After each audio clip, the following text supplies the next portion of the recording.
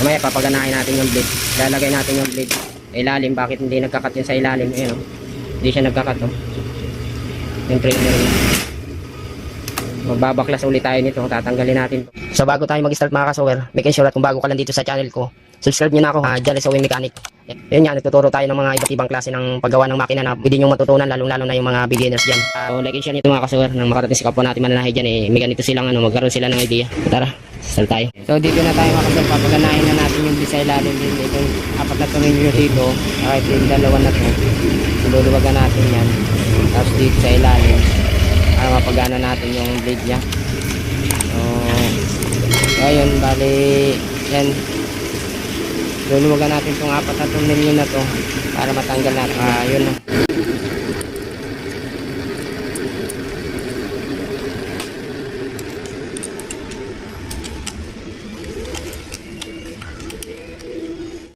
Tornilyo. Ito, tatanggalin na natin ito. Itong pot. So ayun siya mga kasoro, maluwag na siya. Ayan. Ito, tatanggalin natin ito. Ito, ayan. Ito, ayan. Lahat. So bali tanggal na natin lahat ng mga tornilyo na yan. Ito, ayan. Pati ito. Ito, tanggalan natin. So tanggalin na natin ito lahat.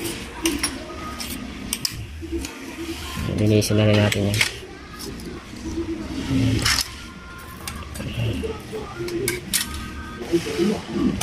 Yan, tanggal na. Linisin na rin natin yan lahat.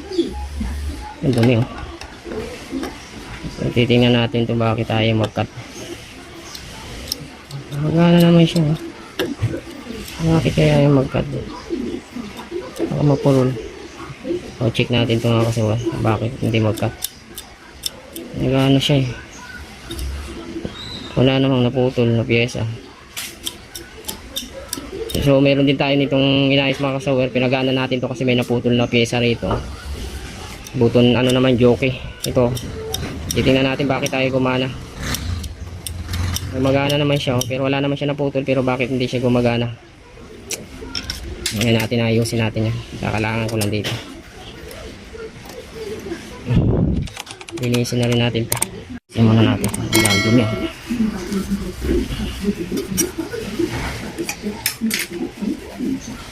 Para ma-solve yung ginawa natin.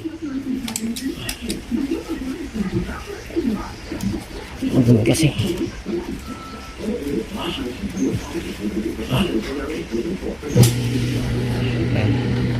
Palang lang natin. Dito na tayo, linisin natin. Titingnan natin kung bakit ayaw mag-cut. Few minutes later. So magpapalit tayo ng pyesa rito mga kasawar kasi mukhang mapurol na ito siya, yun. Ito mukhang mapurol na ito. Kaya try natin palitan yan. Pati ito palitan na rin natin kasi para kumat talaga siya. So malapit-lapit lang naman tayo dito sa Taytay Rizal lang naman, baka meron sila dyan. Papabili tayo nito. Ang tabi lang ako so link na rin para ipapakita natin dun sa may-ari. Ito yung papalitanan. Makabili sila ng pyesa.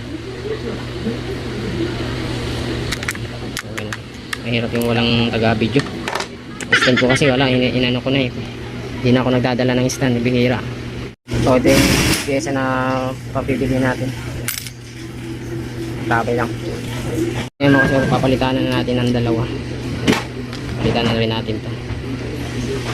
Pagkan na natin. Ayan, tanggalin natin yung palitan na rin natin ito kasi may tama na yun. May mga tama na naman. Palitan na natin yan. Ayan.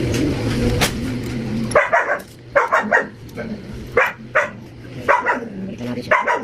Palitan natin lahat. Few moments later. Palitan na natin siya na yan. Pag-iigpitan na natin siya. So, lagay na natin. Ayan. Check na natin kung matalas pa ba.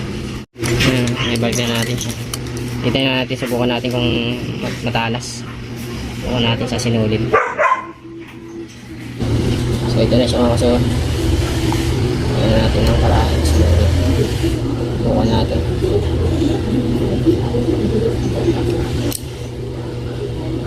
Putol naman siya. Okay, balik na natin. Balik natin. Ito yung stopper. Kailangan. Dapat nasasalo to mga kasi parang high speed lang din to na kailangan yung stopper niya. Kasi pag hindi nasalo, ikot-ikot lang yan. Dito sa ilalim. Ano tayo sa likod? Sa taas. So ito muna yung ayusin natin. Lalagay.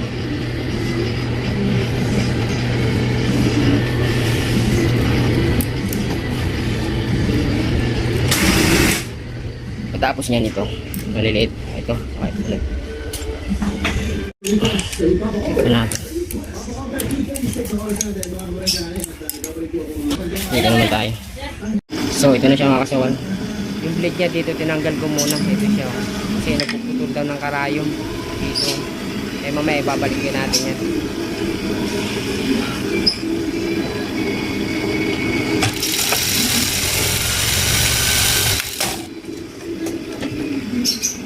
Ayun, wala na siya. Napuputol na yung sinulid sa ilalim.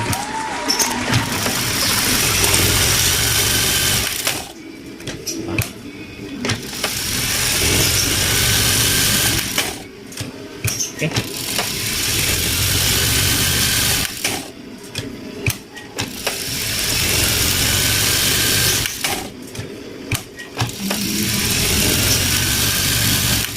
Okay na to.